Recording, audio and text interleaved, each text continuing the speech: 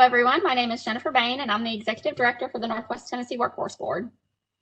Good morning, everyone. I'm Christy Bennett, Regional Director of West Tennessee. To get us started, given the circumstances, I would like to thank Jennifer and our entire team for their engagement in the countless phone calls, WebEx meetings, and Zoom meetings toward the development of the West Tennessee Regional Plan and the presentation. Special thanks to Holly Wood, Southwest Regional Director, and Kyla Guyat, Executive Director of the Greater Memphis area. And with that, we'll go ahead and get started. Okay, here is a snapshot of the West Tennessee region. West Tennessee makes up 21 counties with a combined population of 1,559,000 people. That includes 3 distressed counties and 7 at-risk counties. West Tennessee network is comprised of American Job Centers and access points. That's 6 comprehensive centers, 12 affiliates, 5 specialized centers, and 9 access points. Each of these centers have easy access through the vein of I-40 into each of these communities. In addition, we also have 2 mobile American Job Centers traveling across 21 county area. At the bottom of your screen, you'll see our Regional Plan Council is comprised of 31 partners representing programs including WIOA, Local Workforce Board, Career and Technical Education, Pathways, Economic Development, and Reentry Partners, all of whom help to set regional strategies for West Tennessee. Okay, our first question is, what regional partnership preparations are being made to ensure more consistent, efficient service delivery, training opportunities, as well as enhanced performance and reporting structures across the region? Consistent and efficient service delivery. West Tennessee continues to make efforts toward a seamless service delivery in our region. We are calculating ways to common intake, supportive services, transportation, and eligibility procedures to maintain priority across the region to create a seamless workforce delivery. Northwest and Southwest are also exploring the possibilities of administrative cost pooling. Okay, consistent training. Our 3 local areas have agreed to streamline process when assisting partners assessing services across multiple workforce development areas so that our customers do not experience the barriers of local workforce area lines. To maintain consistent levels of training opportunities across our region, there's also a quarterly review of the ETPL providers to help erase some of those workforce lines for better continuity of services for our customers. Okay, Pathways and our GIVE Act. West Tennessee continues to partner with the regional pathway coordinators throughout our region. In 2018-2019, there were 13 pathways certified for in-demand sectors in West Tennessee. Also, you'll see the Dyersburg State GIVE Grant. This is going to help create healthcare pathways in our region. And to support those efforts, Northwest and Greater Memphis plan to partner toward healthcare industry events throughout the region to engage those who are interested in the healthcare field. And next is our apprenticeships. This is just another way, another training opportunity. In February of this year, West Tennessee hosted a regional apprenticeship summit. And this was to discuss the creation of regional apprenticeship opportunities across our region. And we plan to continue this initiative annually and even expand these forums into each of the 3 local areas in coordination with our West Tennessee Regional Apprenticeship Director.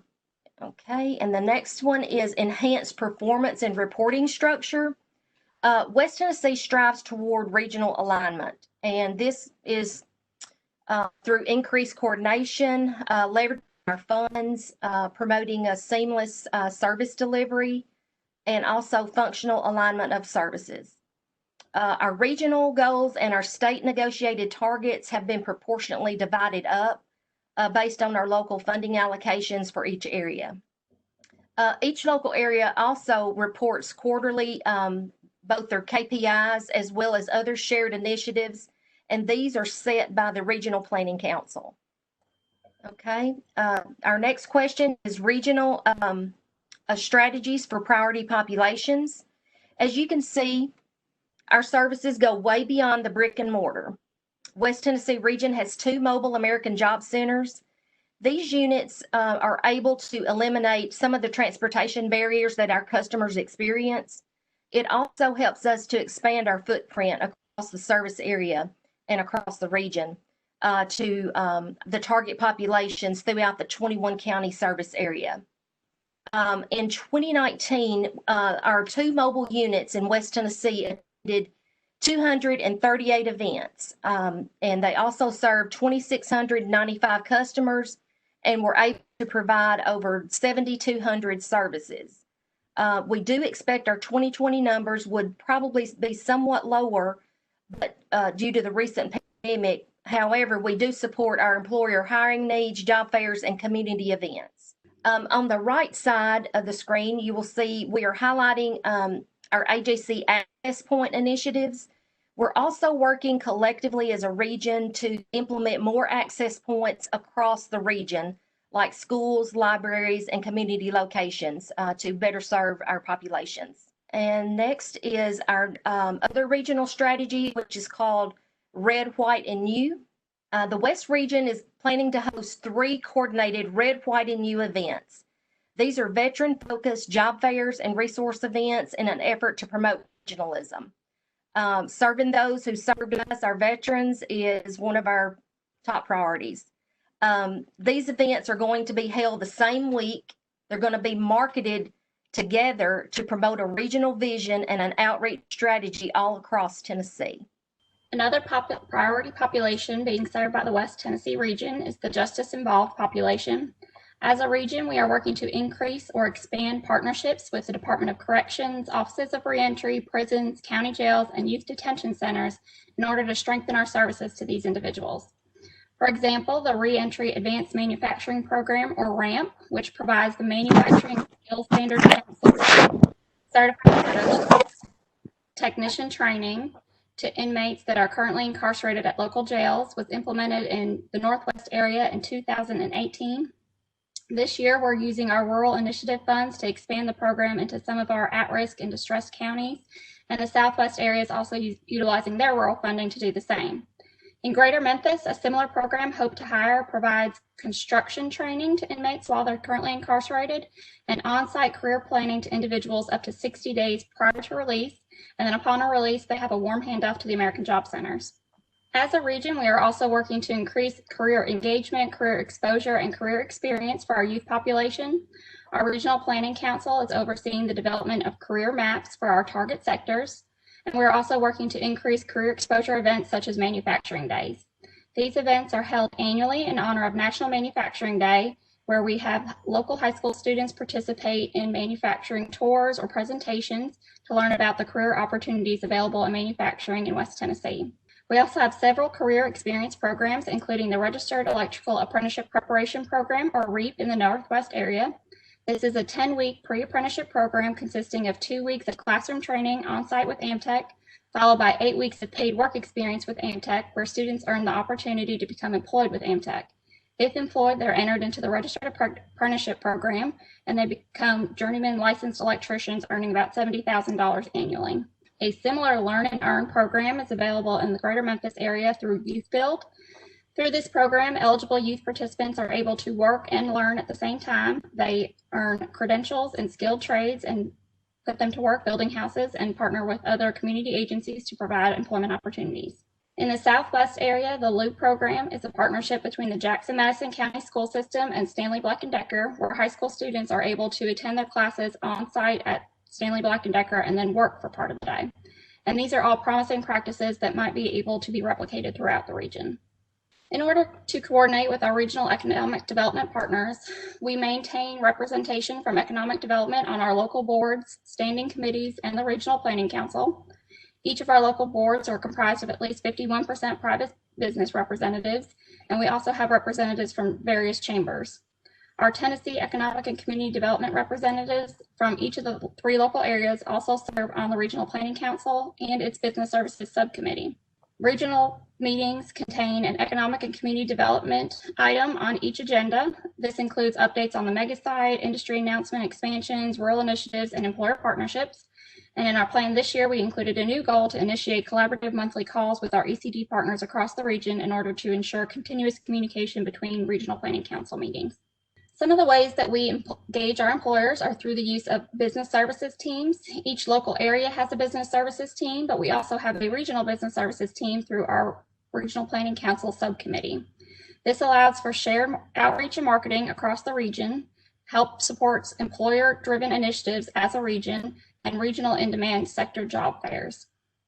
We are also working as a region to increase apprenticeships throughout West Tennessee, and as was mentioned earlier, in February of this year, an apprenticeship forum was held for all of West Tennessee, and you can see in the bottom picture there, it was very well attended from employers and training providers across West Tennessee. We also hope to streamline our processes across areas to make sure that employers have ease of access to services, no matter what area they're located in. This year, we also have a new goal to incorporate an employer representative at each of our Regional Planning Council meetings, so members can hear firsthand from an employer what their workforce needs are. Some of the ways that we measure the effectiveness of our employer engagement strategy are through customer satisfaction surveys. Each local area currently has an employer survey, but we hope to work as a region to streamline that across all of West Tennessee. We also track employee retention to make sure that the employees and applicants that we are sending to employers through the American Job Center system are qualified and maintained. We track our federal performance measures for market penetration and repeat customers, and we also utilize labor market data to ensure that we're training the workforce to meet the skills and credentials needed from our employers. These key performance indicators will be incorporated into a new regional dashboard, which will be shared quarterly at the Regional Planning Council meetings. Some of the innovative practices we have in West Tennessee include the use of regional planning subcommittees. These committees are charged with identifying best practices and streamlining services across West Tennessee in their focus areas, which include job seeker services, business services, and career pathways. We also have an executive committee, which is comprised of the three local area directors, as well as the regional directors, who meet monthly to ensure that we're on track with all of our initiatives. We're also working together as a region to host several events. The apprenticeship forum that we already mentioned, we hope to have similar events in the future. Regional job fairs, we held one this past fall, which was very well attended, and we hope to do so again in the future, including sector-based job fairs for our target sectors and for target populations such as veterans that Christy already mentioned, as well as justice-involved individuals and perhaps youth-aged individuals. We're also working towards coordinating listening forums for our secondary and post-secondary education providers and employers so that our education partners can hear from employers firsthand what their needs are. We hope to have at least one event per local area targeting in regards to one target sector. And the information gained from these listening forums will be used to help guide any future regional training initiatives. We're also in the process of developing regional dashboards, and we're enhancing our rural and reentry services. A new collaboration that we are looking at as a region is the use of a regional one-stop operator. This position will be charged with streamlining initiatives across the region, overseeing local one-stop operators, coordinating and promoting regional events, measuring effectiveness, creating and maintaining the regional dashboard, as well as monitoring the key performance indicators for the West Tennessee region. And they would provide updates to the Regional Planning Council and its executive committee regularly and develop an annual report for the West Tennessee region yearly. The West Tennessee region's target sectors include transportation and warehousing, healthcare and social assistance, manufacturing, professional, scientific, and technical services. And these were determined by the number of jobs in 2019, the estimated growth, and the average earnings per worker. So we can be sure to train individuals for jobs that we know are available and will provide self-sufficient wages. In looking at the target occupations for each of our target sectors, customer service representatives and general and operations managers are present in 3 of the 4 target sectors, all except for healthcare. 8 of the 16 occupations do require post-secondary training, but the remaining 8 occupations require a high school diploma equivalent and on-the-job training ranging from short-term to moderate to long-term. Although these occupations don't require post-secondary training, they can be supported through our on-the-job training grants. Our goal in West Tennessee is to develop a quality workforce system to meet the needs of area employers and job seekers, thereby supporting state, regional, and local economic growth. We want to ensure that the education and skills of the workforce match the needs of our area employers, and we do that based on employer feedback and available labor market information. We also use employer-led industry sector partnerships to better understand the skills that employers need and how to best connect them with the skilled workers. We also work to ensure that career pathways are available from high school to post-secondary education or training and to the workforce. In looking at the educational attainment of West Tennessee residents, 30.2% of the region's residents possess a post-secondary degree. And when we compare the level of education of our population to the jobs requiring post-secondary education level, We are meeting or exceeding expectations at each level except for the bachelor's degree level, where the region's residents possessing a bachelor's degree lags behind the jobs requiring it. In order to address this gap, as well as others that are identified by our employers, we have several education and training services that we offer as a region. These include reviewing and approving providers and programs for the eligible training provider list and providing needs-based scholarships for the training programs that are on that list. We also provide supportive services such as transportation stipends or assistance with books or supplies. We provide paid work experience opportunities for individuals who are not immediately prepared to enter the workforce. And we also offer on-the-job training grants where we will reimburse an employer up to 50% of a new hire's wages for a specified training period. In Greater Memphis, this reimbursement has been increased to 75% for certain target populations, which has been identified as the best practice to possibly be replicated across the region. As funds allow, we also offer incumbent worker training grants to help employers train their existing workforce, and we're working to increase the number of apprenticeship programs in our area, as well as training programs for justice-involved individuals. We appreciate you taking the time to listen to our presentation and hope you have a great day. Thank you. Thank you.